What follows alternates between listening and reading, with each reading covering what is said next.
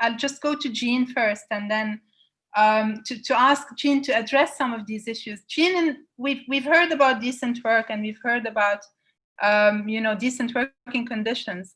We know for women there is already a gender gap, and the gender gap is something that is out there regardless of whether someone is a migrant or not. If we add migration into the mix, it's often a complicated process. Can you just help us understand what does decent work for women in particular mean in the context of migration, and how can we achieve decent work, not only from an origin perspective, but also in terms of working conditions in countries of destination as well?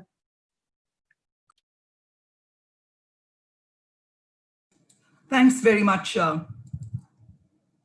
Thanks very much, Rula. I'd like to frame my response making three important remarks. One is context setters on women's migration and decent work. The second are the key gender gaps in recruitment and decent work. And the third are recommendations for action drawing on good practice. So to begin with, women constitute almost half the 271 international migrants and a huge proportion of internal migrants. They are increasingly migrating independently as a survival strategy. Two, gender inequalities and discriminatory gender role and trait stereotypes privilege men in the public space, relegate women to the private space of domesticity, and marginalize them from access to resources of every kind. Three, women's unpaid care work at home, not accounted for GDPs in countries, is not considered work, even though it contributes to reproducing the workforce and keeping society moving. And this pretty much mediates the low value of women's paid domestic work and other forms of women's labor. These pre-existing gender inequalities interact with other forms of marginalization to mediate the differentiated migration experience of men, women, boys, and girls with disproportionate impacts on women migrant workers. So what are the key concerns for women in recruitment and decent work? Number one, male guardianship laws and cultural practices, immigration policies that ban women's out-migration or place age, country, occupation-based restrictions on women's migration, border closures and national sovereignty, security, law and order paradigms which frame immigration policies, women's lack of access to education, training, and information, women's greater inability to negotiate the public space of migration authority structures and migration institutions make them more vulnerable to unscrupulous recruiting agents and to traffickers. Thirdly, women have no assets or fewer assets than men to move and pay huge costs for migration or avail of fly now, pay later schemes and are trapped in debt bondage from day one. There are fewer legal and decent job options for women, and the majority of women are recruited into women-specific informal sector service and manufacturing jobs, the bulk of them in domestic work, the sex sector, or in garment manufacture, food processing, agriculture, trade, construction, where they suffer gross human rights violations. The sectors for women's work are very specific and unique. The privatized, isolated, dispersed nature of domestic work overlaps in the living and working arrangements of domestic workers, live-in workers who are trapped in with abusers.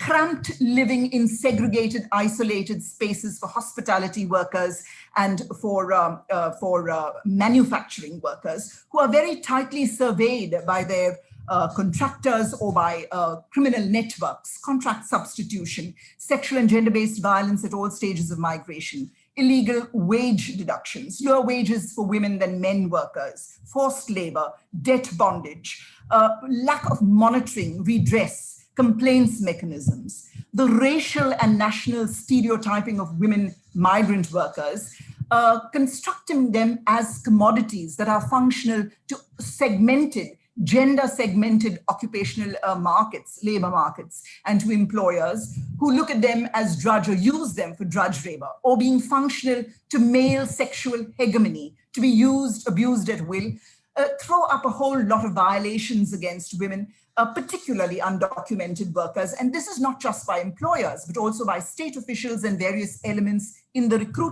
recruiting chain across countries. And therefore, women have no access to justice or find it very difficult to access justice.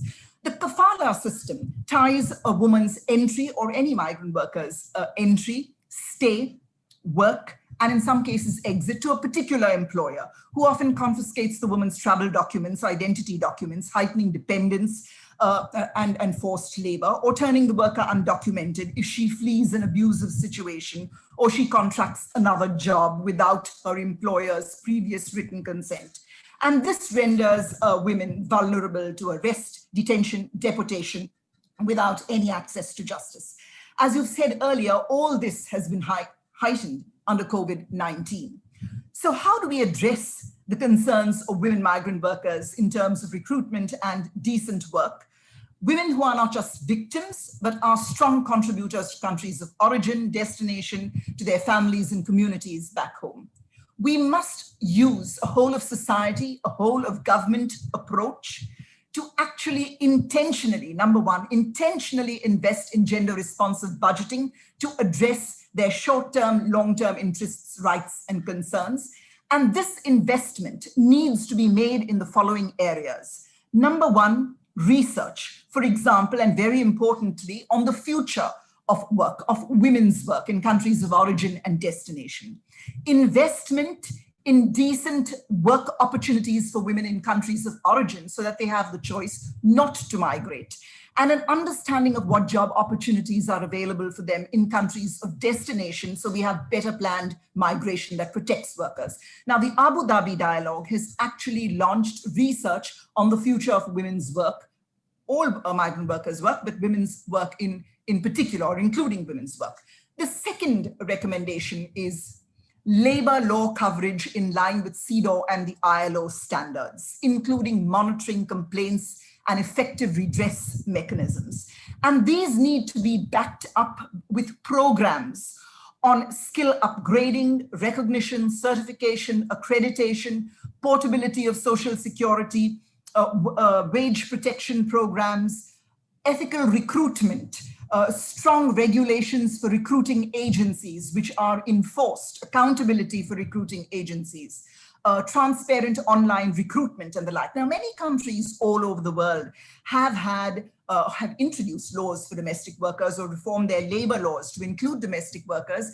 And we can discuss that later on. But some very particular initiatives, for example, are the ability to organize. Domestic workers can organize in Hong Kong.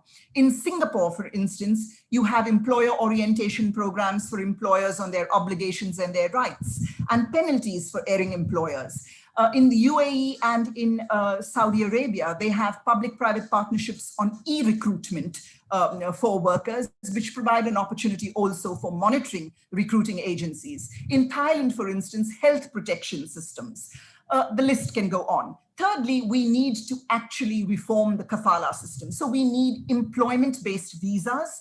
We need workers to be able to change their jobs with adequate employer notice to employers.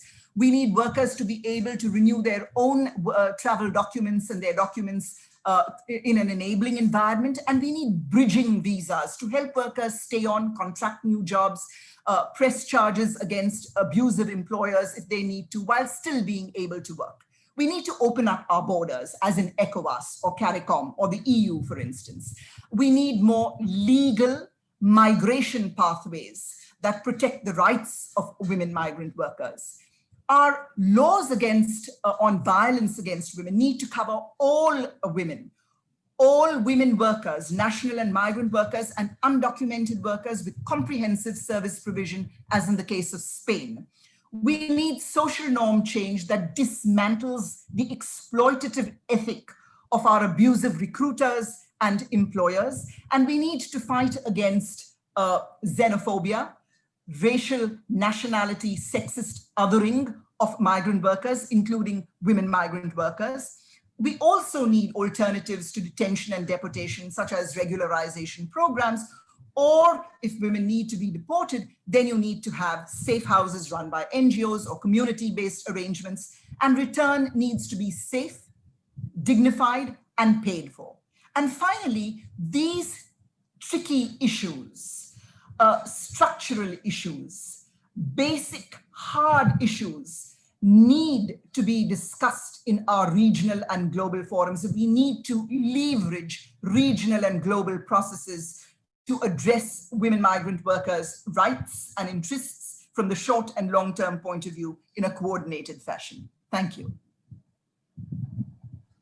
Thanks a lot, Jean, for this. And a lot of what you say is obviously very important, because we need to pay attention to the kinds of jobs that women are doing and the sectors that women are in, actually. But also I take from a lot of your recommendations as something that we can also take to address all workers. So in particular, with regards to looking at the situation in countries of destination, looking at national labor laws, looking at wage discrimination, looking at access to justice. I think these are points that, you know, can cut across, and we can take as recommendations to not just women workers, but also all workers in general.